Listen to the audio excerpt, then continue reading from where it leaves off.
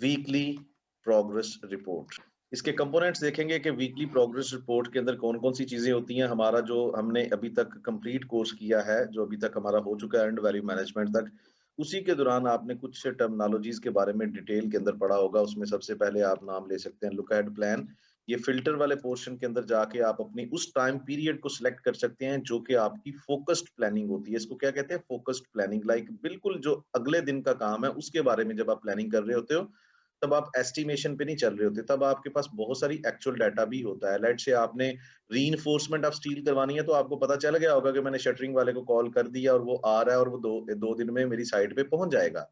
सो इन चीजों का तज़किरा focused planning में आता है, जो कि लुक अहेड प्लान्स कहलाते हैं। ठीक है, ये एक लुक अहेड प्लान होता है, एक डॉक्यूमेंट ये आपका होता है जिसमें अगले 10 दिन, अगले एक हफ्ते, डिपेंड करता है कि आपकी आपस में अंडरस्टैंडिंग कैसी है, आपके कॉन्ट्रैक्ट के अंदर वीकली बेसिस पे है, 15 दिन के बाद है, इस तरह की चीजें। ठीक है।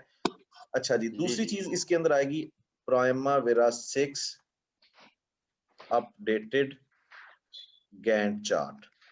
अगर तो आप प्राइमावेरा 6 के ऊपर अपने प्रोजेक्ट की ट्रैकिंग कर रहे हैं, आपको पता है कि आपने अपने प्रोजेक्ट को किस तरह से अपडेट करना है, जिस तरह से हमने भी देखा फिजिकल प्रोग्रेस है, उसके डिफरेंट तरह के स्टेप्स हैं। आप प्राइमावेरा P6 का जो अपडेटेड गैंट चार्ट है उसको भी साथ लगा देते हैं। इसके अलावा अपने प्रोजेक्ट की जो आपकी ट्रैकिंग होती है एक्सेल के ऊपर भी कर सकते हैं। जो शेड्यूल आपने प्राइमावेरा P6 के अंदर डेवलप किया, इसी को आप एक्सपोर्ट करते हो एक्सेल के अंदर, और फिर उसके अंदर आप वेटेजेस बेस पे, वो भी मैं आपके साथ शेयर करूंगा वीडियो कंप्लीटली, कि अपने प्रोजेक्ट को आप वेटेजेस के अंदर किस तरह से कन्वर्ट करते हो। ठीक है। सो एक्सेल के अंदर फिर आप एक तरह की ट्रैकिंग करते हो। अच्छा जी, इसमें अभी तक हम ये तो मेथडोलॉजीज होगी, प्राइमावेरा P6 ऑप्शंस होंगी आपके पास कि आपकी जो एक प्रोग्रेस रिपोर्ट है, either it should be on Primavera P6 और एक्सेल। लेकिन जो अभी क्वेश्चन किया गया क्लास में से, जो वीकली प्रोग्रेस रिपोर्ट का एक हिस्सा होता है उसको हम कहते हैं की परफॉर्मेंस इंडिकेटर्स। ये आपके प्रोजेक्ट की हेल्थ के बारे में बताते हैं। ठीक है, की परफॉर्मेंस इंडिकेटर्स, ये आपके प्रोजेक्ट के स्टेटस के बारे में बताते हैं। Okay, KPIs and then KPIs के अंदर क्या क्या होता है, आपने अर्न्ड वैल्यू मैनेजमेंट के लेक्चर के अंदर देखा था कि हमारे पास वहां पे एक फैक्टर होता है शेड्यूल वेरिएंस, कि आपका टाइम के लिहाज से प्रोजेक्ट कितना पीछे है। कॉस्ट वेरिएंस, पैसों के लिहाज से आप कितना आगे चल रहे हैं या कितना पीछे चल रहे हैं। ठीक है। इसके अलावा एसपीआई, ये भी हमने डिटेल के अंदर देखा, शेड्यूल परफॉर्मेंस इंडेक्स। ये आपको एक फ्रैक्शन के अंदर बताता है, इसकी वैल्यूज वेरी करती हैं एक से ऊपर और एक से नीचे, और हमें पता चलता है रिस्पेक्टिवली कि हमारा प्रोजेक्ट कितना टाइम के लिहाज से हम कितना अर्न कर रहे हैं। और सीपीआई भी हमने डिटेल के अंदर जो कॉस्ट के बारे में होता है। कंसल्टेंट साइड पे जब आप होते हैं तो आप ज्यादातर फोकस करते हैं एसवी शेड्यूल वेरिएंस लैग के ऊपर और एसपीआई के ऊपर।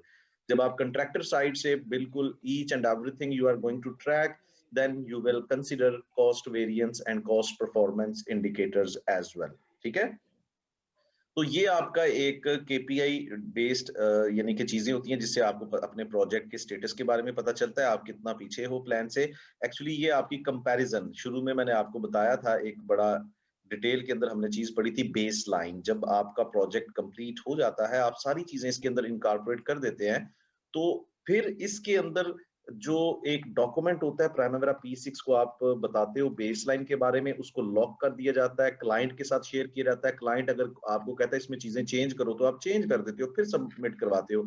फिर जब वो अप्रूव होके आ जाती हैं चीजें, तो उसको प्राइमावेरा 6 को भी आपने बताना है कि भाईजान ये बेसलाइन आ चुकी है, उसको आप लॉक कर देते हो, वो अप्रूव्ड बेस। और अब आप अपडेट कर रहे हो, तो ये जो केपीआईज हैं, ठीक है, ये जो केपीआईज हैं, ये कहां से जनरेट हो रहे हैं, ये मैं इससे पहले भी बता चुका हूं कि जिस तरह से आप क्रिकेट के मैच के अंदर देखते हो कि एक टीम आपकी पहले खेलती है, उसका प्रोफाइल इस तरह से बना हुआ है, दूसरी टीम आपकी जो है वो बाद में खेलती है, उसका प्रोफाइल भी बताया जाता है इस तरह से। ठीक है ना। तो आप इजीली विजुअलाइज कर लेते हो कि आपकी दोनों टीम्स की परफॉर्मेंस कहां पे किसकी अच्छी थी। ये क्रिकेट मैच के अंदर ये सारी चीजें चल रही होती हैं। बिल्कुल इसी तरह से प्रोजेक्ट मैनेजमेंट के अंदर ये वाली एक लाइन आपकी बेस लाइन की होगी जो आपने प्लानिंग फेज के अंदर चीज बनाई, और ये वाली लाइन आपकी एक्चुअल होगी, यानी कि दोनों का आपस में कंपैरिजन होगा।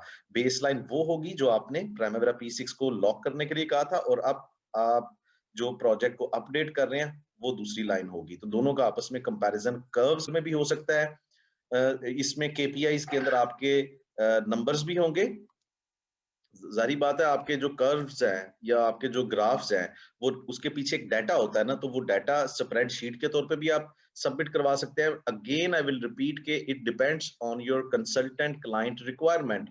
आपकी क्या रिक्वायरमेंट है, ठीक है ना? हर प्रोजेक्ट की अपनी-अपनी होती है, लेकिन मैं आपको एक्सक्लूसिव तरीके से सारी चीज़ें बता रहा हूँ, ठीक है? और ग्राफ भी होते हैं, इसमें एस कर्व्स होते हैं ग्राफ के अंदर और जिसको हम कैश फ्लो भी कह सकते हैं। एस कर्व्स और कैश फ्लोज भी इसको कहते हैं। फिर आपको फर्दर पता है इसमें बहुत सारी टाइप्स हैं, हिस्टोग्राम्स हैं, वो टाइम इंटरवल बेस के ऊपर डाटा प्रोसेस किया जाता है। तो ये मैंने एक्सक्लूसिव तरीके से आपको बता दिया कि ये सारी चीज़ें होती हैं। फिर साथ-साथ में आपकी रिसोर्सेज़ की शीट भी होती है। इट डिपेंड्स कि आप किस पार्टी की तरफ हैं। अपने रिसोर्सेज़ को अपडेट करना, वो भी हमने प्रोजेक्ट अपडेट उसमें देखा था कि एक स्टेप ये भी है कि रिसोर्सेज़ के एक्चुअल यूनिट्स भी आप अप्लाई करते हो, ठीक है ना? और ज़ाहिर बात है ये सारी चीज़ें आपके पास होंगी। अच्छा, अब कुछ कंपनीज़ के अंदर यहाँ पे मैं बता देता हूँ, कुछ कंपनीज़ के अंदर इस तरह से होता है कि आप वीकली बेसिस के ऊपर माइन्यूट लेवल की चीज़ें बता रहे होते हो, बेसिक लेवल की चीज़ें बता रहे होते हो, ठीक है? और जब आप हायर लेवल पे लाइक मंथली बेसिस पे रिपोर्ट्स सबमिट करवाते हो, उसके अंदर आप एस कर्व्स जमा करवाते हो, उसके अंदर आप केपीआईज़ जमा करवाते हो, यानी कि थोड़ी-सी चीज़ें वीकली बेसिस के ऊपर करते हो और फिर बहुत सारी चीज़ें आपकी मंथली बेसिस के ऊपर होती हैं।